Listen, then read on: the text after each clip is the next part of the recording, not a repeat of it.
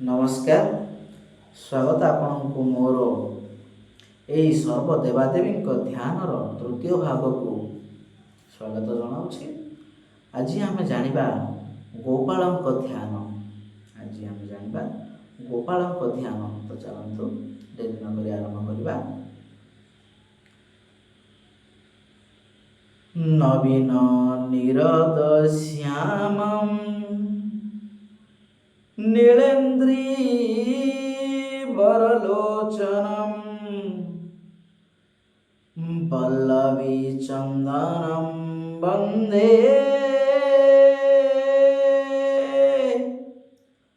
କୃଷ୍ଣ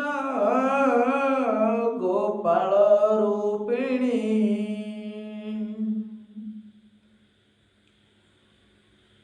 ଆଜି ଆମେ ଜାଣିଲେ ଗୋପାଳଙ୍କ ଧ୍ୟାନ। ଆଜି ପାଇଁ ଏତିକି।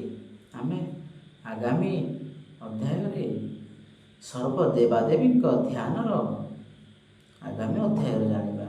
ସେହି ପର୍ଯ୍ୟନ୍ତ ଆପଣ ସମସ୍ତଙ୍କୁ ନମସ୍କାର।